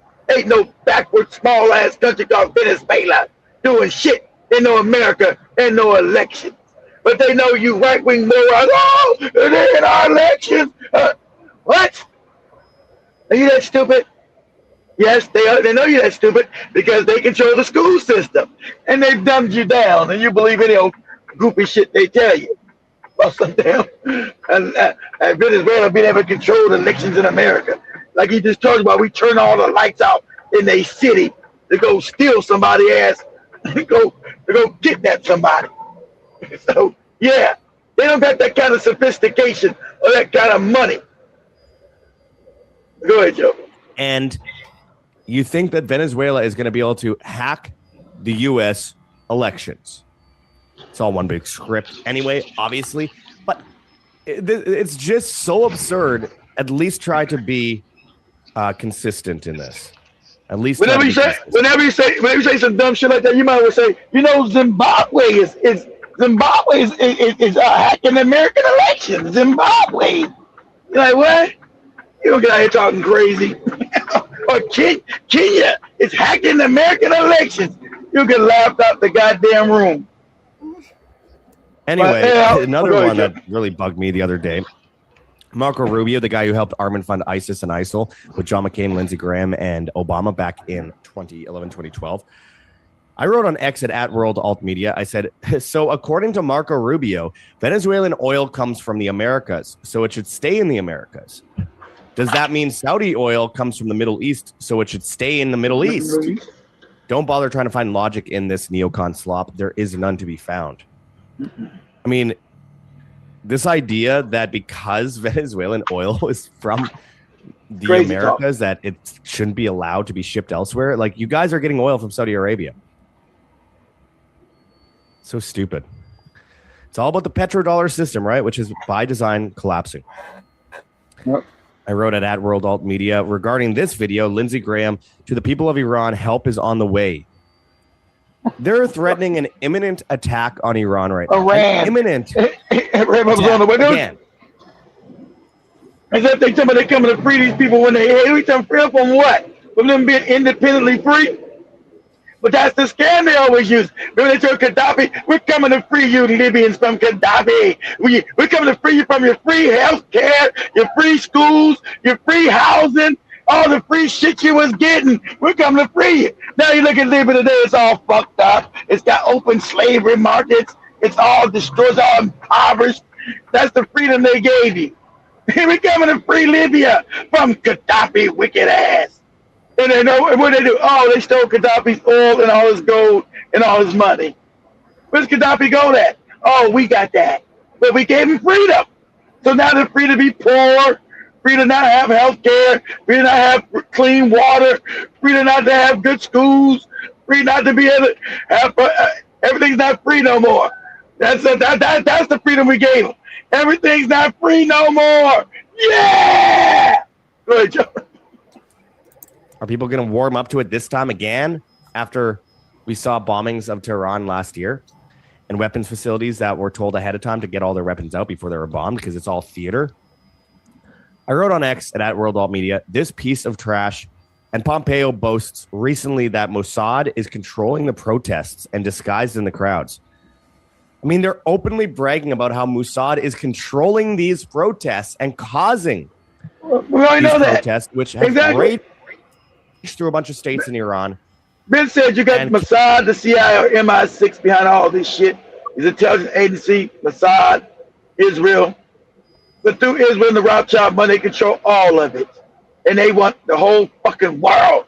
All the resources they say belong to us. We're going to slave you motherfuckers and leave everybody impoverished. That's the game. You don't know it? That's the game, guys. And Israel will be the head of the planet.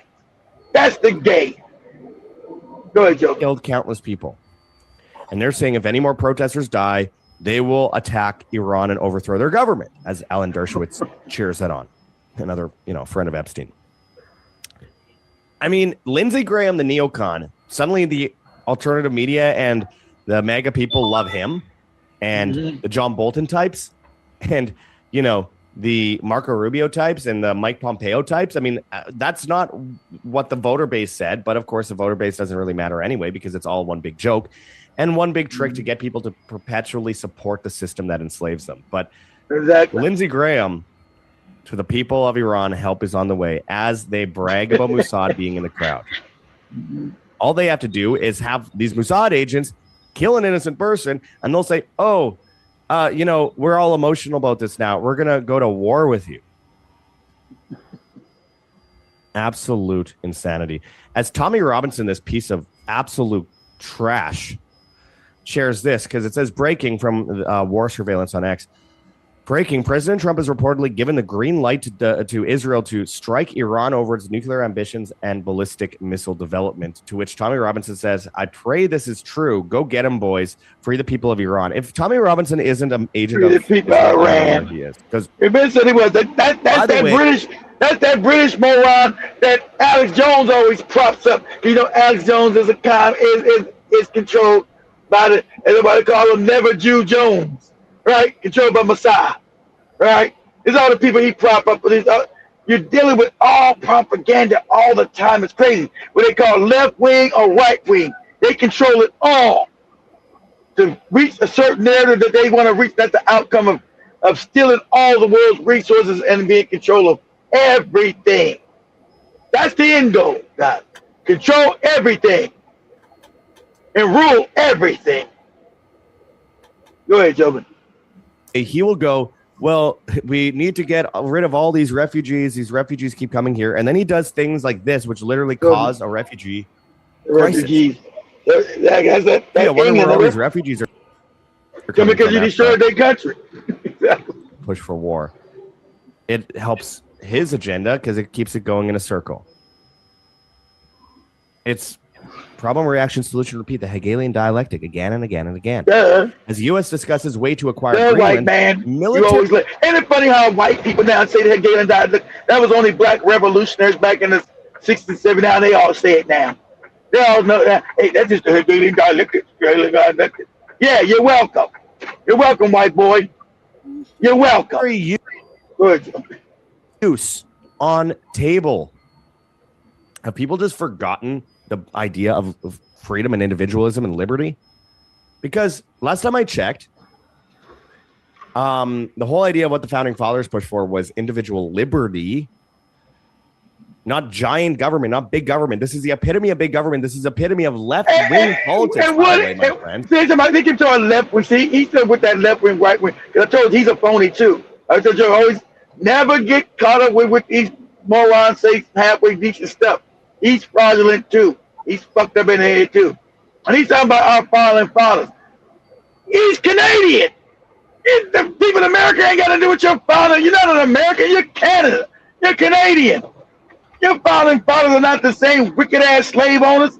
He's talking about George Washington and Samuel and all these other slave owners who were fighting England for control of the slaves and resources.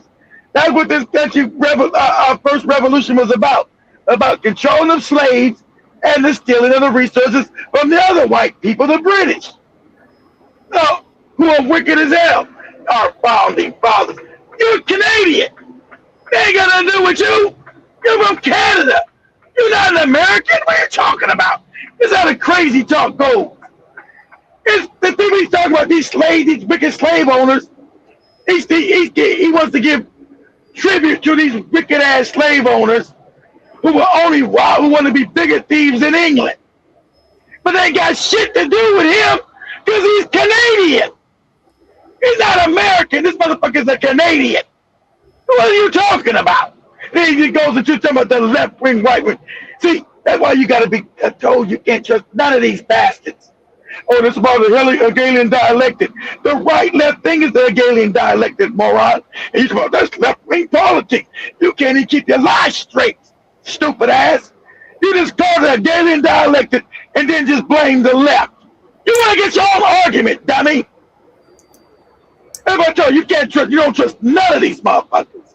None of them. Here are his founding fathers. You're Canadian.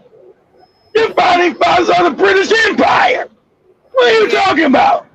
as we continue, calm down, don't get blood pressured. But I see Jibajaba earlier. Let me go through the comments very quickly.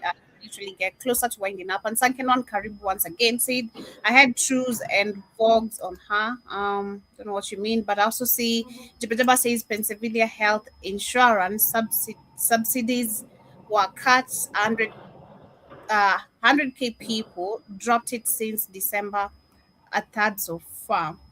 And I also see Ricky says dream military is all a white military to me. And I also see Cassius Williams Karibu says Trump is a docile idiot. That's what's up. And Sankaran says that's an understatement. I'll never own a coach as luxurious as them seats. Okay, I don't know what that you guys are talking about. And our Jiba says honky down the streets as a Trump 2028 billboard in the yard.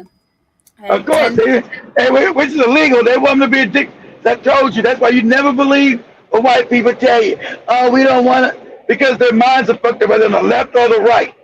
He's talking about the left wing shit. He's talking about. But at the end of the day, they want to be able to do tyranny that benefits them and their agenda, whether it be on the right and the left. That's why they can get them always divided amongst each other. One talking about the right, one talking about the left, one is controlled by the same fucking people. That's what the Hegelian dialectic means. And then he just went, that's left wing. There's no left wing. Because he just said the Hegelian dialectic, people know there's no left or right. That's all make-believe shit. Mm-hmm. And Kaijas says that we all know the Zionists are behind all of this. All of it, exactly, Cass. We know, and we can't say it. We say it with anti-Semitic, and all I can't remember. They took down my Rumble channel.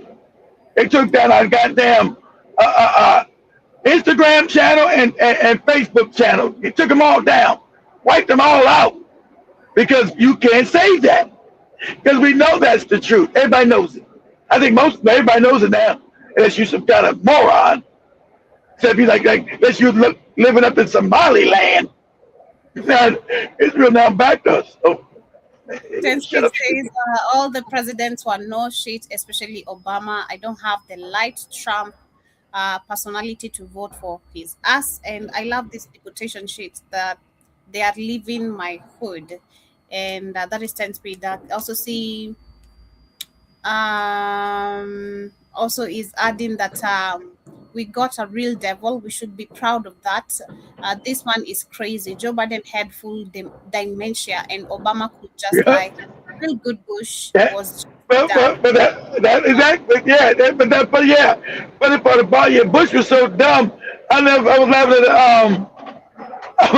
at one of the economic guys explaining the economy, what's going on. They asked me to come train Bush. They said, but don't worry about it. He's stupid, but we can control him better. George Bush's son, George Bush Jr., said, no, well, he's stupid. He's like, what? We want a stupid person as president? Yeah, because he's easily controlled. He's a dummy, but he's a dummy we can get elected. He's stupid, and we can control things behind the scenes, right? And he sat down with George Bush Jr. He said, my God, he really is stupid. Because you don't have any presidents on the world. The Zionist cats with the hats run everything from behind the scenes. Understand this? That's why the biggest oil thing. Remember, I'm going to jump and look this up real quick. Who just now got Venezuela oil in America? Who just now bought Citgo? Is it the cat with the hat? Who just now bought the Citgo Oil Company? Now that we're going to be down getting their oil. I'll bet my life it's a cat with the hat. Is that a coincidence? You know it's not. The Zionist cat with that. Tell me, put this up. Say who's now scheduled to buy the Citgo Oil Company? CITCO. No.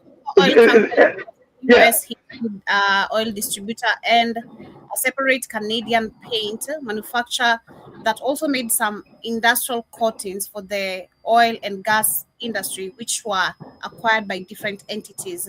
The second company which is originally named as a Venezuela Oil, was acquired by the Long Island firm Minan Oil in 2003, and the Seco company's heating oil sub business was eventually merged into Lefa Energy. So they're not really indicating who just bought. So if you find out who owns that, it's gonna be a cat with the hat. Okay. It ain't funny because now they get control of Venezuela oil, so they're gonna steal all that oil and make themselves even more wealthier. I'm going back to either you, bastards in Venezuela, us, or you. It also adds that the Canadian paint manufacturer, it's the entity that was acquired by the Dutch company, AkzoNobel NV in 2006 for $292 million. And the Seco Paint brand was later sold to the American giant PPG Industry Inc. And in 2013, as a part of a large $1 billion acquisition of the AkzoNobel architectural coatings business in North America. No, that's a cotton. I'm talking about Citgo, the gas company, oil company. Citgo, CITGO. CITGO, Citgo. Control used to be as a Venezuela oil company. Yeah, you talking about Trump? At the end of November, Elliott backed Amber Energy, won and hotly contested court order auction for Citgo at a discounted price of $5.9 billion. The company also to pay more than $2 billion for holders of defaulted Venezuela's bond. Exactly. But how they know they were about to get that Venezuelan oil and they were already doing this in November, Joby? Because the cats with the hats told the moron, the yellow moron, you go do what you're told to do. And you go get that fucking oil, nigga.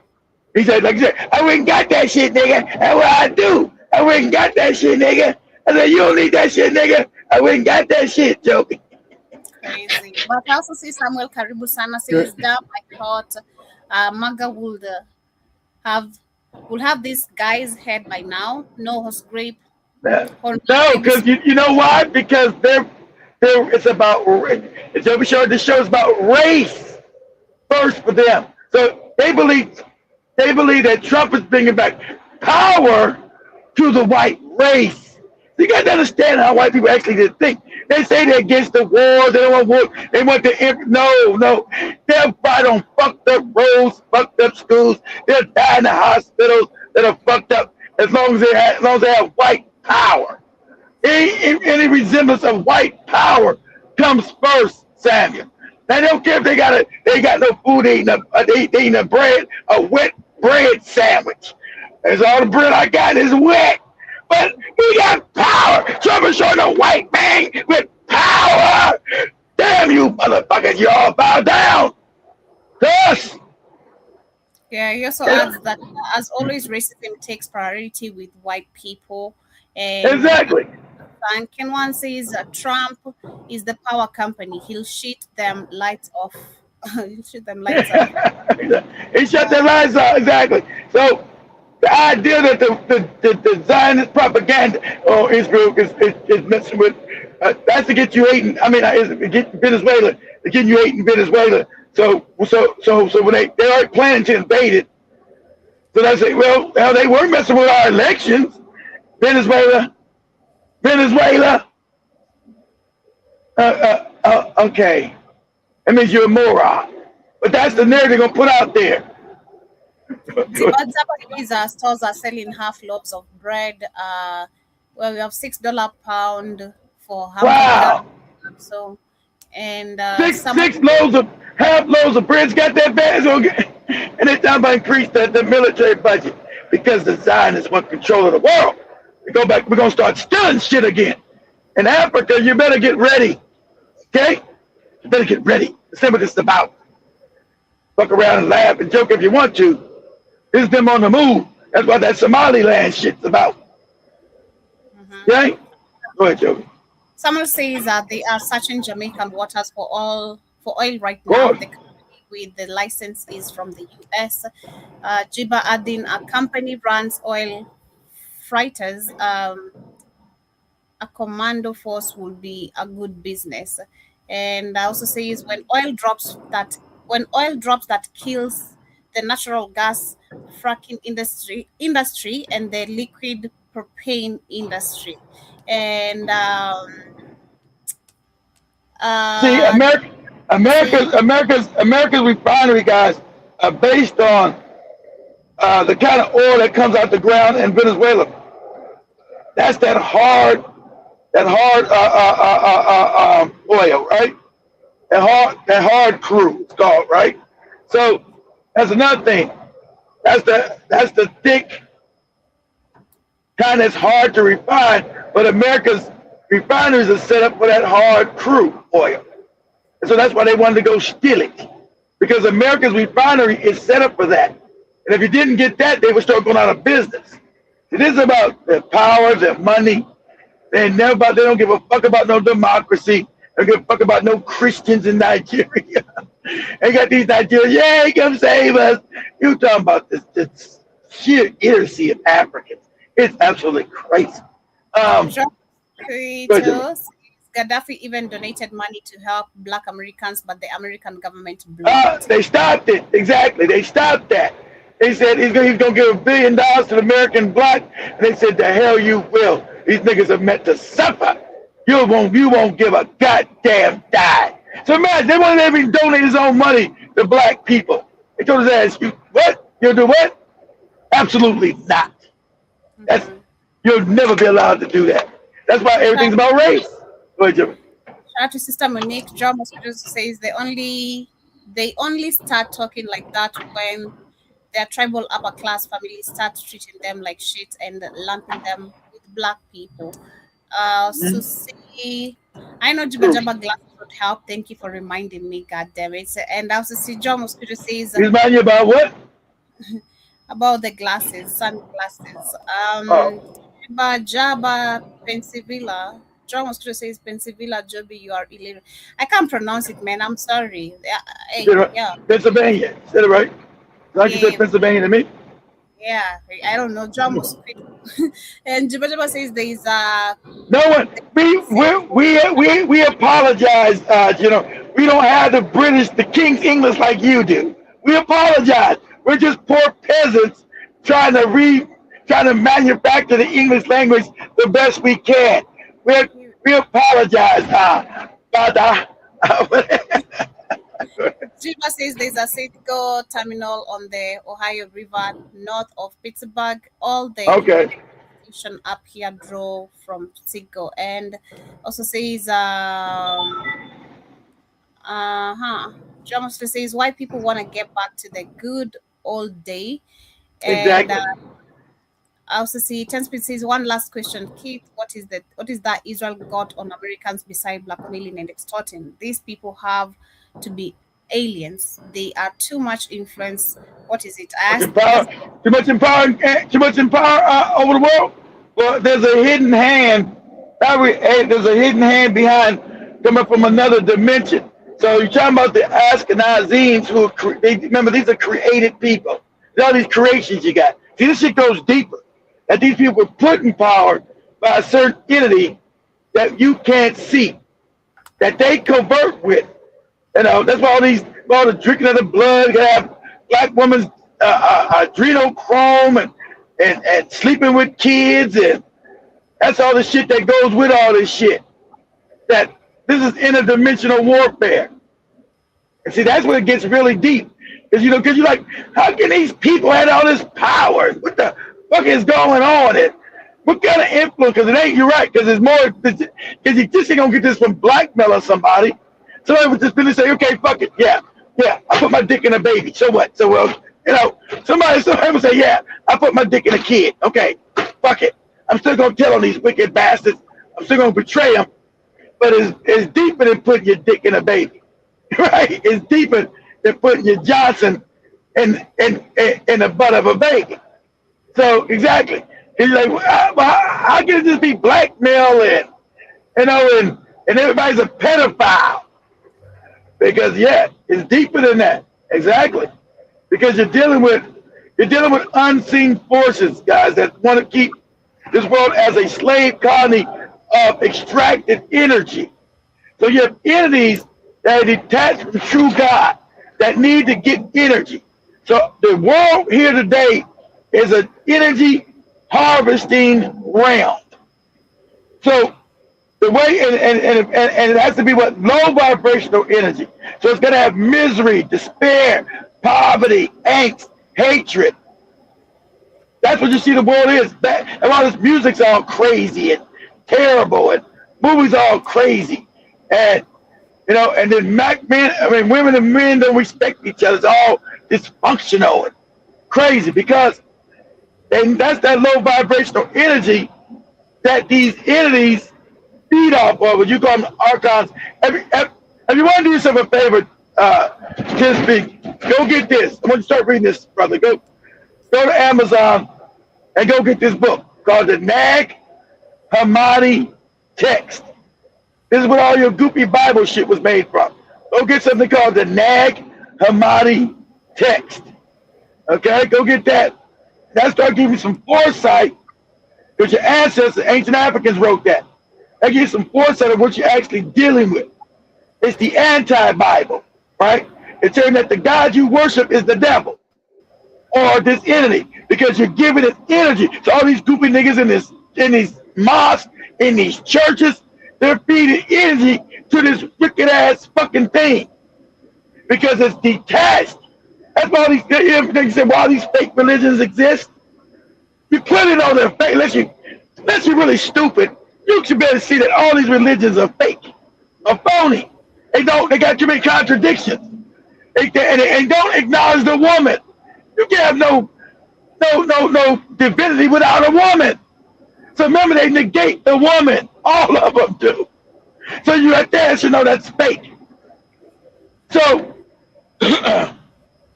when you worship shit and you sing out, you give it energy to things that you can't see. Remember, I'm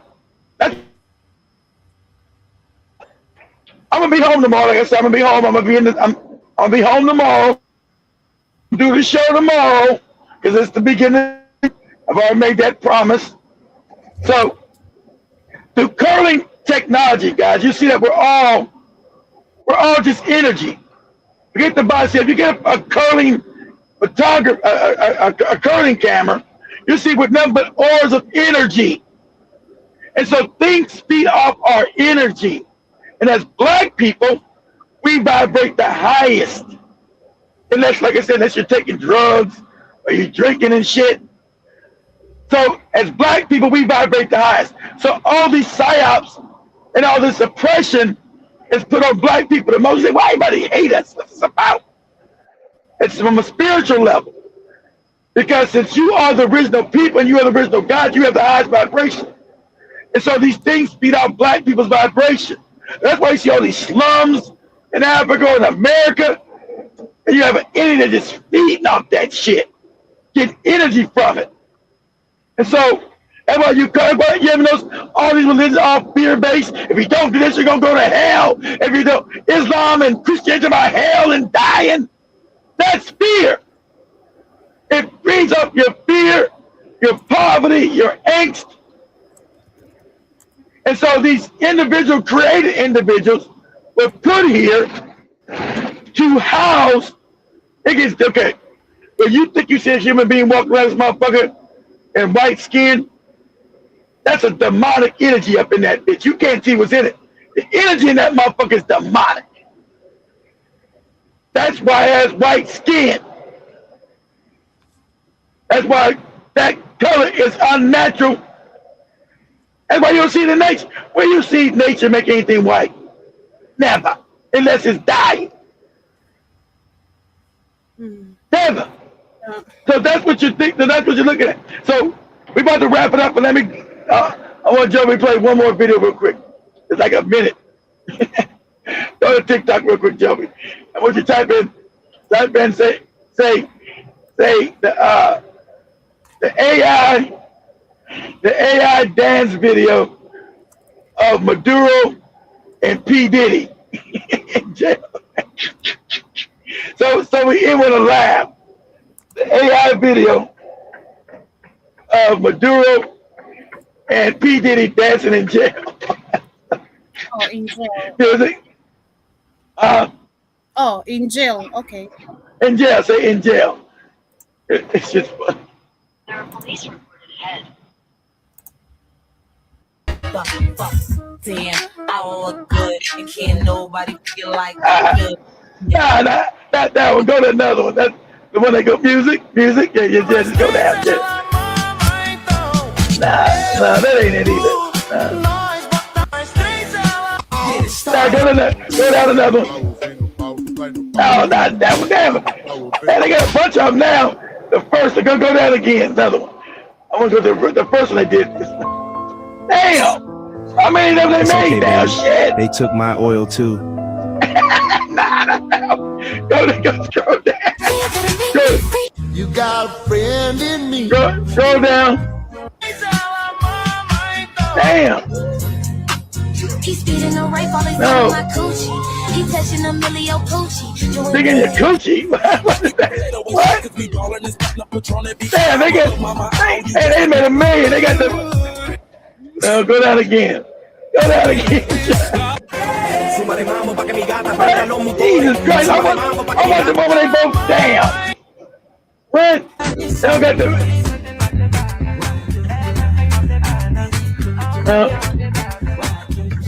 Man, they don't got the one that go music. Yeah, it's one that's funny as shit. Suavemente. Never kick that title and say to the song music. Then Joe dance to the song music. That music. I guess well they got the original one they first started with. Shit. They got everybody doing that video now. They got kids doing it, but they started with Puppy and Maduro dancing together.